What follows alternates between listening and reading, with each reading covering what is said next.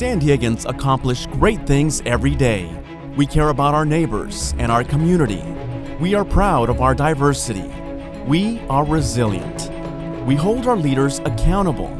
We live in one of the most dynamic cities in America, the San Diego Union-Tribune, telling San Diego's story for more than 150 years.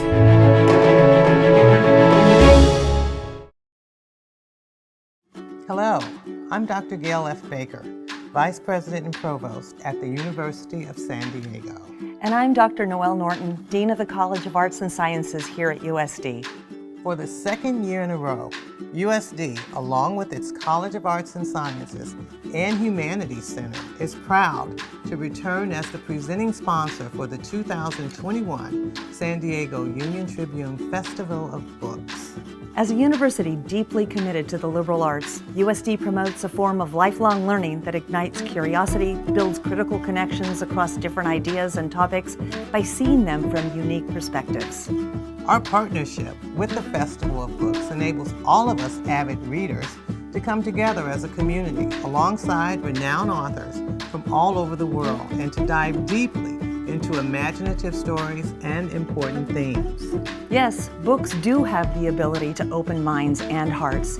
On behalf of the University of San Diego, we thank you for joining us for today's program to explore the world of books with us. Enjoy the presentation.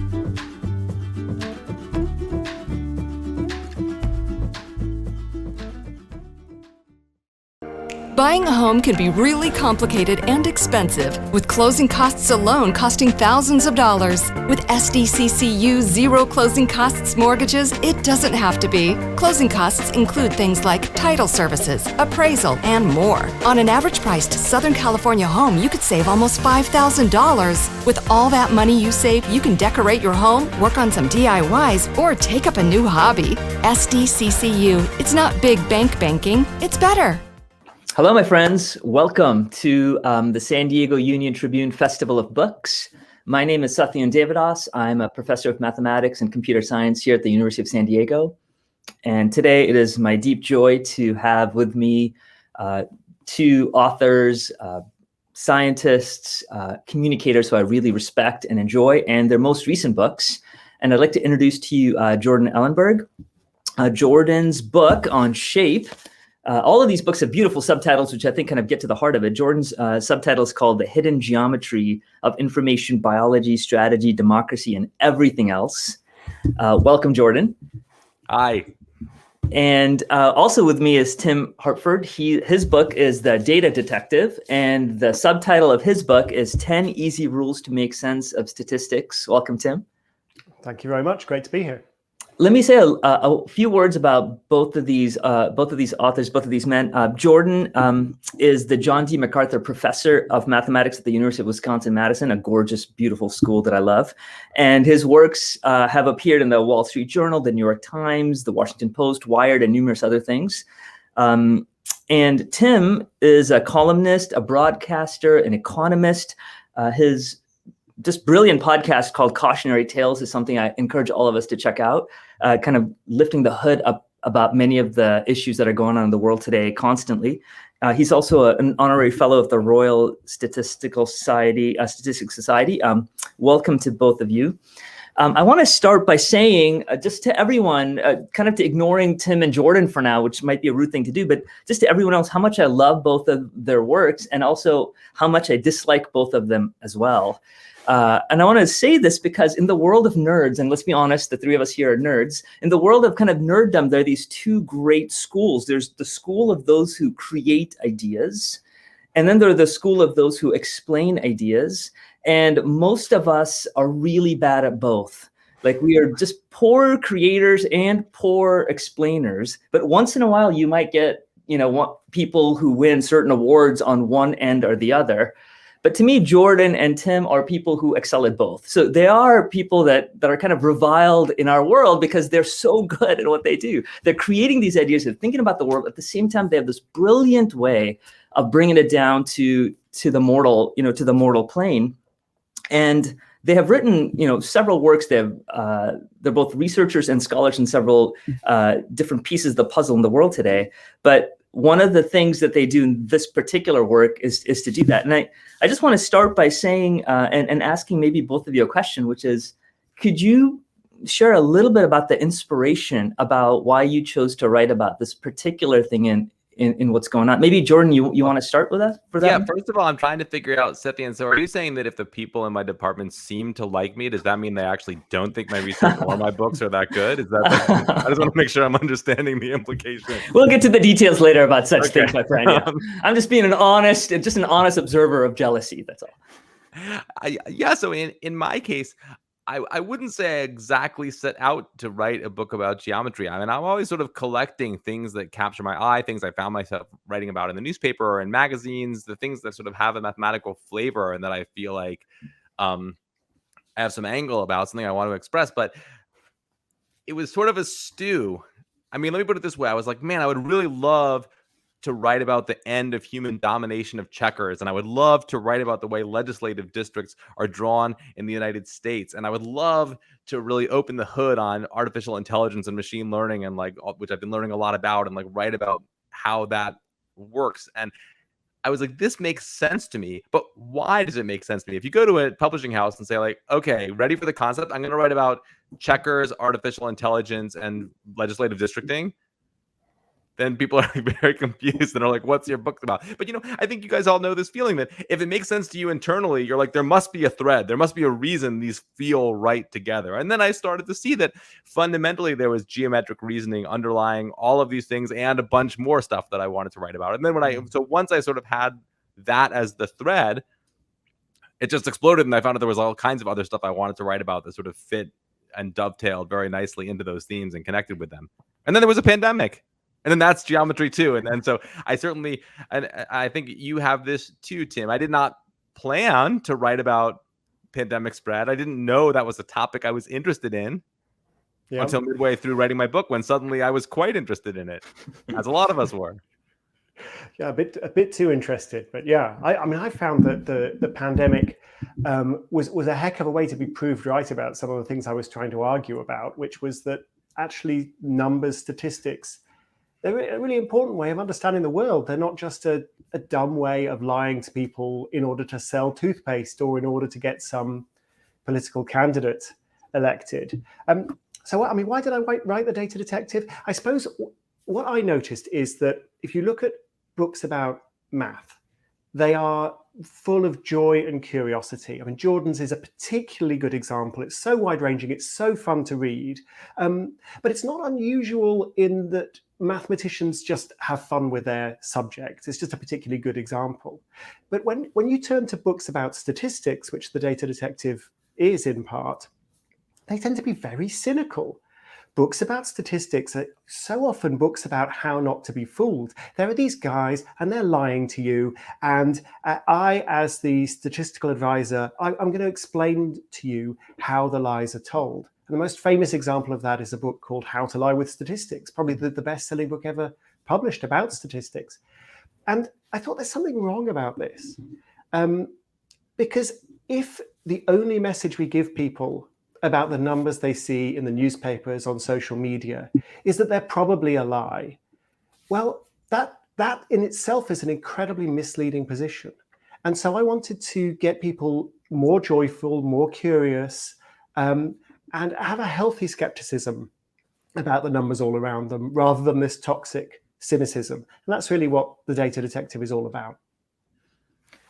Let me start with Jordan. I would love for both of you to define these big words. And so Jordan, you're saying geometry, and it fits, like the lens that we're going to talk about for the next 20 minutes is kind of the lens of geometry in your eyes. And for Tim, it's the word statistics, right? And so I would love for maybe Jordan to kind of, for the audience who might have a certain view of what geometry is, right? Maybe you went to school in the States, and during sophomore year in high school you kind of took a geometry class, and that's the only lens you have. But maybe if you can just say a few words about when you think of geometry, and when this book is about shape, like what kind of what would you like to say to us about the excitement of it?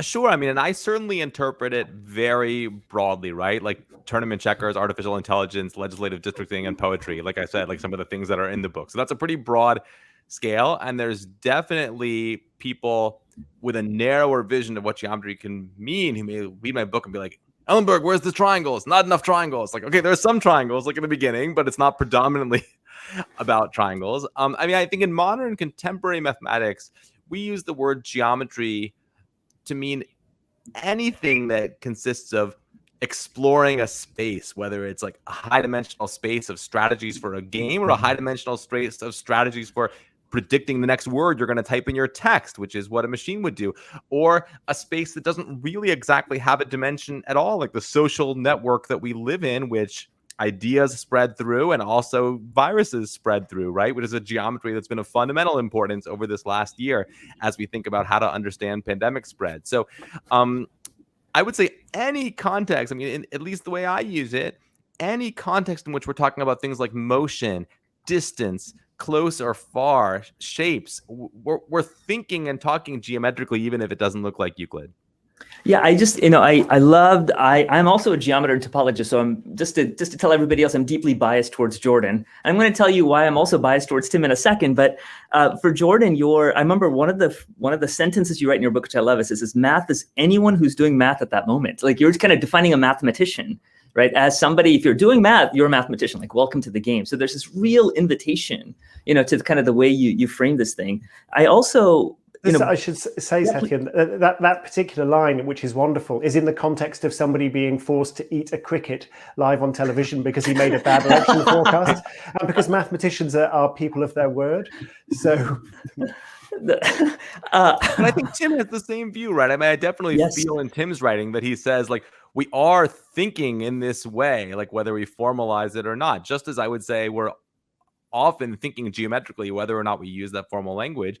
I certainly sense from the way Tim writes that he feels like people are often thinking statistically, like whether or not they put it in formal mathematical language, right? Yeah, absolutely. And we can do so intuitively, and our intuitions are sometimes very good and they're sometimes terrible. Yeah. And they're often skewed by our emotions.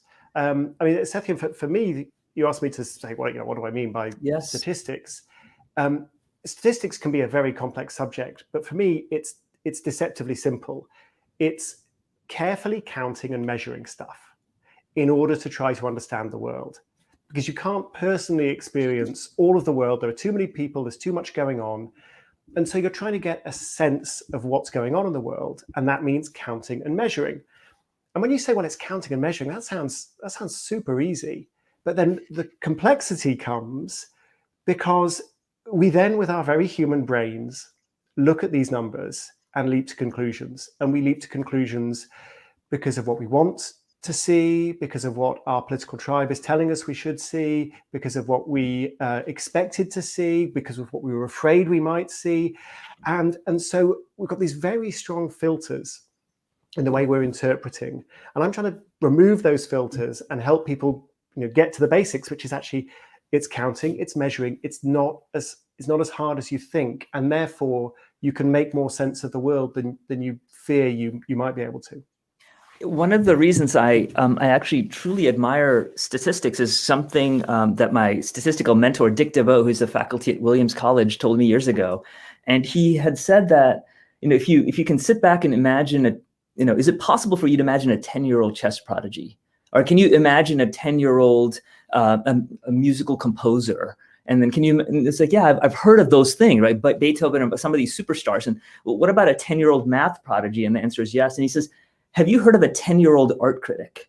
And then all of a sudden it's like, well, that's idiocy, right? Like, how can, there's not a 10-year-old going like, well, I struggle with Picasso's current modern, because you need to be human. You need to kind of have lived to understand that. And I think one of the things I really respect about your work, Tim, at least for this book, is that it really honors that complexity going on. Yes, you're dealing, I think the first sentence you said, not about counting, but you said the word carefully, right? You talk about carefully counting, and there's a notion of what it means to be human when you have to do that, because we kind of get tripped up in our own humanity. And I think your entire book is basically these rules of how to do this thing carefully. I love the fact, and for both of you, I love the fact how kind of accessible both of these books are. Your entire book is about these easy rules, and you open your first rule, not only does it open with the Empire Strikes Back quote, which is one of my favorite movies of all time, but it actually talks about our emotion. Like that's your very first rule, is kind of where our emotion plays in. And you're not willing to kind of jump into formulas or statistical complexity, but you're just saying, here we are as human, and how can we play this thing? Absolutely. And speaking of art critics, that first chapter begins with the story of one of the world's greatest art critics making a terrible mistake. And the story is astonishing. There isn't time to go into it, but it's got Nazis, and it's got the most sort of fake Vermeers, and it is absolutely astonishing. But at the heart of it is this brilliant old man who does something very stupid, and he does something very stupid because he really, really wants something to be true. And so he puts all his expertise behind the project of demonstrating that it is true. And sadly, it's not true at all. And that I wanted to start there with a story that's actually nothing to do with numbers, because I think that emotional compulsion of wishful thinking, it's behind all of what we do. Whenever we read a newspaper, whenever we're looking at Twitter or Facebook, it's always there. So we need to bear that in mind before we get onto the good stuff, which is, of course, the numbers. And something I say in the book to this is, I say it a lot, is that math is made of people. Sometimes we can forget that, but that is what math is. It's a community of people called mathematicians and other people who sort of reason in a way that we call mathematical. And I think there is a stereotype sometimes that the business of mathematics is to conclude what's true and what's false, right? To distinguish those two things and sort of prove that certain things are true and certain things are false. Now, that is one thing that we do, to be sure, but it's not actually the goal. Yeah. Right? The goal is to understand. Bill Thurston, one of the great geometers of our time, now sadly passed, but he said this very clearly. He said, mathematics, we don't have a production quota of theorems, right? It's not a factory that's supposed to make a certain number of truths each year. The goal is human understanding. The goal is for human beings to understand things better than they do. And I think that can be lost, partly because of the way we teach and partly because of the way mathematicians are seen in the world. In this way, Tim, statisticians have a bit of an advantage because they are always talking in the language of uncertainty, right? Sort of no one expects from a statistician that their goal is to definitively say what is true and what is false. Yeah, absolutely. But we do need to understand that statisticians are drawing distinctions. They're trying to... What an example I give in the book is okay, you see two sheep in a field. How many sheep are in the field? And before you go two, I go, well, hang on. One of the sheep's pregnant. Actually, one of the sheep is just about to give birth, and the other sheep's quite young. Maybe it's just a lamb. So maybe there's one sheep in the field. Maybe there's two sheep in the field. Maybe there's actually three sheep in the field. Counting to three just got difficult. And that's just what happens when you try to map a mathematical concept onto the real world. And there's nothing wrong with saying it's one. There's nothing wrong with saying it's two. There's nothing wrong with saying it's three. But if I'm going to understand what's going on, I need to understand the decision that the statistician made. I should say, by the way, one of the absolute delightful sections in Jordan's book is all about how many holes there are in a straw, which is a different kind of puzzle, but gets to the same thing, which is like, well, it kind of all depends what you mean by a hole. Yeah, can I actually, let me just piggyback on that and keep going. It feels, I think, Jordan, you mentioned this about the pandemic in the beginning, that built into the issues of the pandemic, along with issues of COVID to vaccines to elections to Brexit, like so many things in the modern world, but certainly in this part of the 21st century that we're in, is dealing with struggles of truth. Like, what is truth? Who has access to it? Even the notion of fake news, which maybe 20 years ago would have been kind of a silly thing to say. Like, news by definition can't be fake. And now we've kind of redefined many things. So both of you are looking at not these abstract concepts. And in both of these books, they're so down to earth, right? With these stories of what's going on today, that both of you are dealing with ways of expressing and kind of capturing truth. Even what Tim mentioned about Jordan's book of how many holes are in a straw. I mean, there's an answer to it. And if we kind of say, well, it doesn't matter, nobody can tell, well, that's one end of the spectrum where there's nothing called truth. The second thing is kind of the search for truth. What does statistics and geometry allow us to do? Maybe you can both say a few words about this notion of a struggle for truth through the lens of what you know. Jordan, you want to? Well, maybe I'll start because I'm actually I'm really curious what Tim thinks about, and we can each share our opinion. Because in the current context, the context of the pandemic, it has obviously been a moment at which issues of both numerical issues, mathematical issues, geometric issues of spread through a network, which I write about in my book, and issues of statistical inference and prediction, which Tim writes about in his book, have been very close to the forefront. And I'm interested in Tim's view. I'm going to say my view first, but I'm interested in Tim's view of how we did, because I would say, to me, I actually felt like the extent to which both the media and the general public were truly to grapple with what I would call the mathematical issues involved was like pretty high, higher than I would have guessed. And I was happy to see that. I think that was altogether to the good. And I wonder if Tim sees it that way, or like what your view is of in a different country, in a different context. I mean, yeah, well, I quote in my book, I quote Orson Welles, who says, there's, I mean, I'm now going to paraphrase because I can't remember the exact quote, but he basically says there's no problem in getting an audience to understand something. The problem is to get them interested. If they're interested, they can understand anything at all. And so that's why I'm always focused on like what's interesting, what gets people interested, because if they are interested, they'll do the work. And in the pandemic, there was this brief, I mean, it was a horrifying, traumatic moment in March 2020. I don't want to minimize that, but there was something refreshing as well. As somebody who is regularly presenting a program on the BBC talking about the numbers in everyday life, the reason I say it was refreshing is there was this switch from this battleground where people were just yelling at each other about politics, about Brexit, about Donald Trump, all the usual stuff, and no one's listening and no one cares, to this moment where suddenly everybody's listening and everybody is ferociously curious. They are desperate to understand what's happening. How dangerous is this thing? Who does it infect? Who's most at risk? How can we prevent the spread? Where is it? What's going to happen next? It didn't last.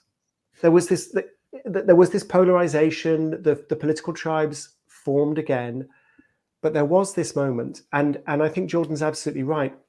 In that moment, people did very well. They showed how sophisticated their understanding could be. And for me, the principle is always, if you can keep people curious and awaken their curiosity and get them open-minded and asking questions, people will go a long way. They'll do a lot of intellectual work because they're interested and they want to. Jump in, please.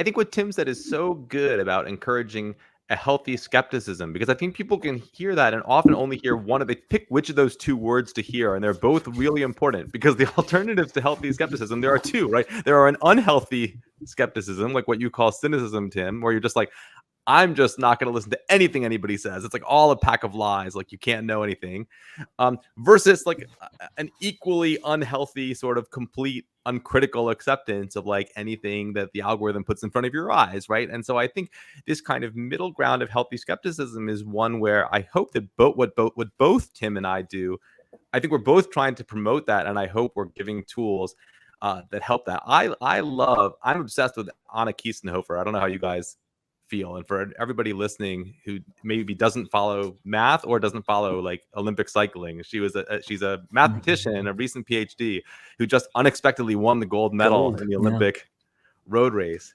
And she said this amazing thing in an interview. She's uncoached. She just coaches herself, and she says, I used to think that people knew how to win in this sport because they would say that they knew, and then I realized that the people who say they know don't know. And the way I figured this out is because the people who do know say that they don't know. And that's like I think this kind of like willingness to tolerate and talk about uncertainty is something incredibly important that people in math and statistics that can provide. I mean, maybe even more keenly felt in statistics. And I feel like through this pandemic, we've been mostly pretty good about that, kind of saying in a loud voice, the people in power saying, we don't actually have definitive answers for you about what is to come, even though, of course, people crave those answers. I mean, that's the difficult thing about statistics, right, Tim? That part of your job is to sort of not give people the answers that they crave. Yeah, it's tricky though, because even there, I mean, I fully agree. You need to express the limits of your knowledge. You need to acknowledge your uncertainty.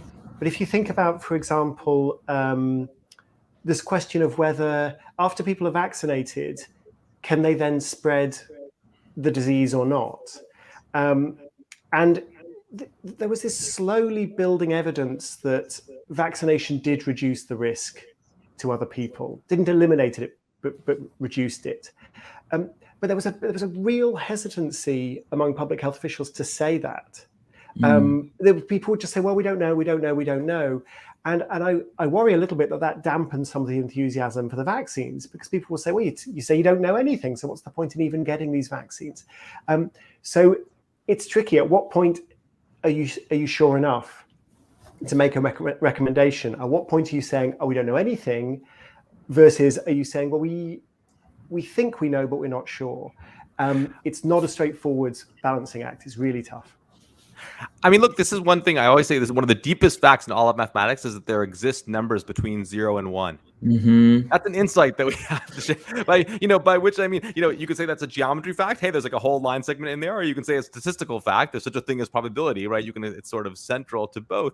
But shades of gray, they're important. Yeah, that we can fight back against Shades of Gray. That could be a good book title. I think we could sell a lot. Maybe. Okay. Anyway. Yeah, I think getting back to the book, we can I think something that people like Tim and I have really have to offer is to say we shouldn't talk about what's safe and not safe. Like that's sort of 0 and 1 thinking, and you can't think about this thing seriously without going beyond classifying things into safe and non-safe. This is we have this thing. The word prevent, for instance, what does it mean to say that the vaccine prevents you from transmitting the virus to another person? And this is such an example where people within math, sometimes there's a linguistic challenge for us in like working in a context where words don't have precise definitions, except that's like the actual way that the English language works, right? Because people will say prevent to mean it makes it impossible, and people will use prevent to mean it makes it less likely. Those are two different things, but they both get attached to the same English word. And it seems like such an obvious point. You state it so clearly, Jordan, but it's tangled so many people up over the years. At the beginning of The Data Detective, I tell the story of the initial investigations into the link between smoking and cancer. And one of the problems was people would go, well, look, these people smoke and they don't get cancer. And then there are these other people who get cancer and they don't smoke. So what does it mean to say that smoking cigarettes causes cancer? And smoking cigarettes does cause cancer, but it's not a straightforward thing. And some of the world's best statisticians really got in a tangle over this.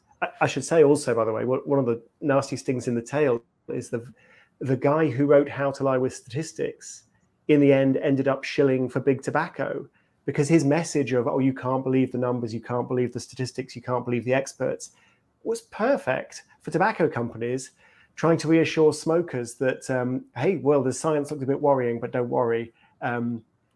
We've got some guy who'll tell you why you shouldn't believe the epidemiologists.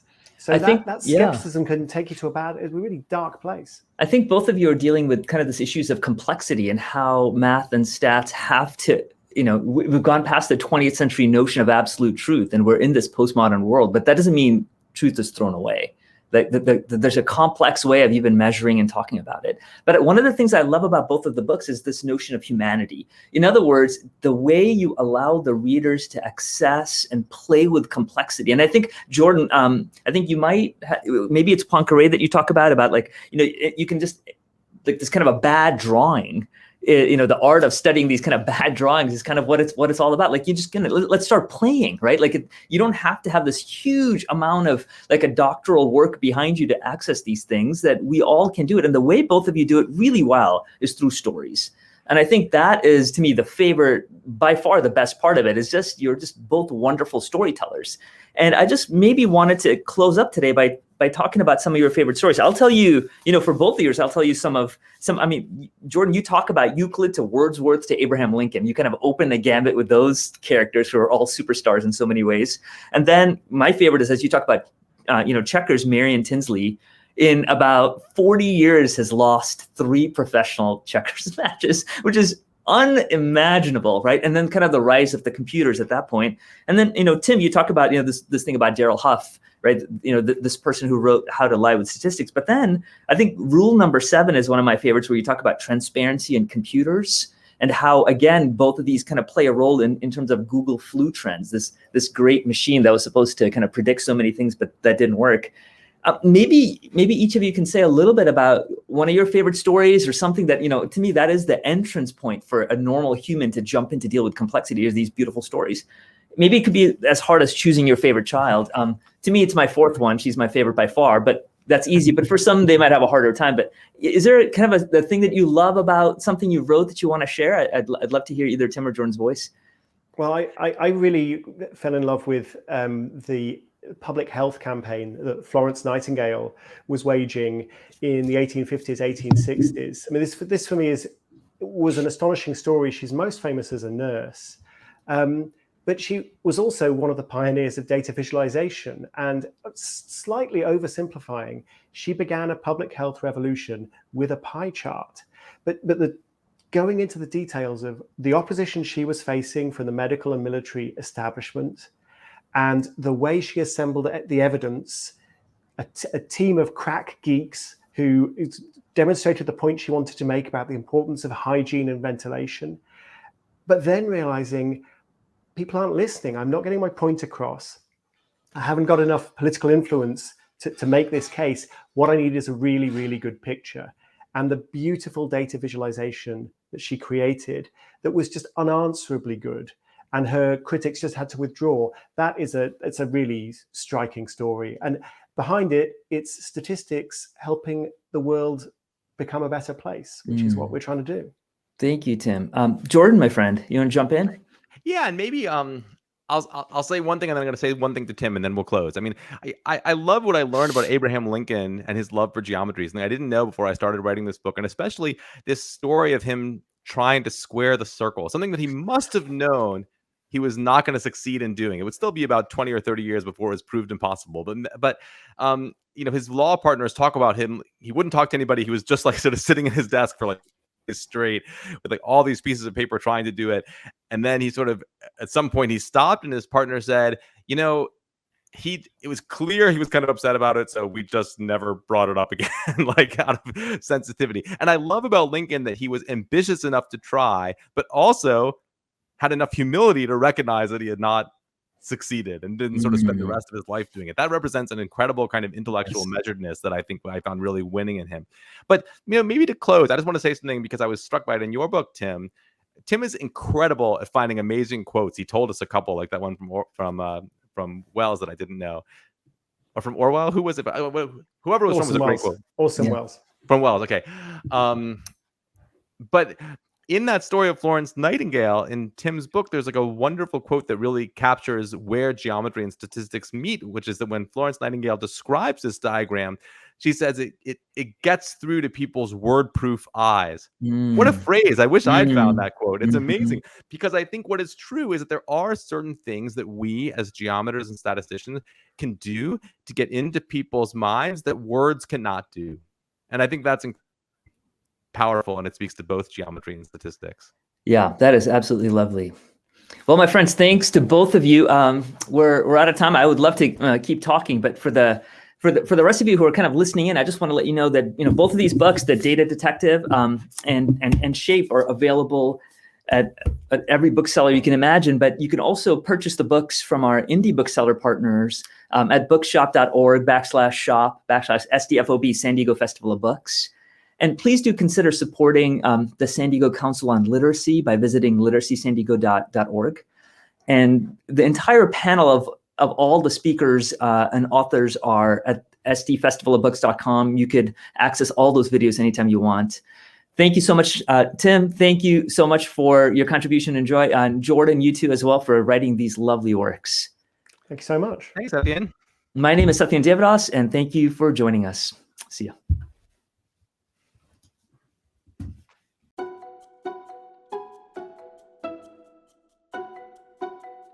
Hello, I'm Jose Cruz. I'm the CEO for the San Diego Council on Literacy. We work with a network of 29 youth, adult, and family literacy programs that annually serve 160,000 residents of all ages at no cost.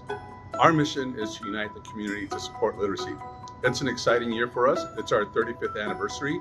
It's also the 5th anniversary of the San Diego Union-Tribune Festival of Books. The San Diego Council on Literacy is a beneficiary of this event. So when you participate, you support literacy, especially through the author panels and just in general. So when you participate in this event, you also make it possible for another person, a child or an adult, to improve their reading and writing skills so they can read the books that you read. We have our favorite event activities. We like the Storytime Hour, and you probably have your favorites too. So we hope that you'll join us at the San Diego Union-Tribune Festival of Books and learn more too about the work of the San Diego Council on Literacy by going to literacysandiego.org. Thank you.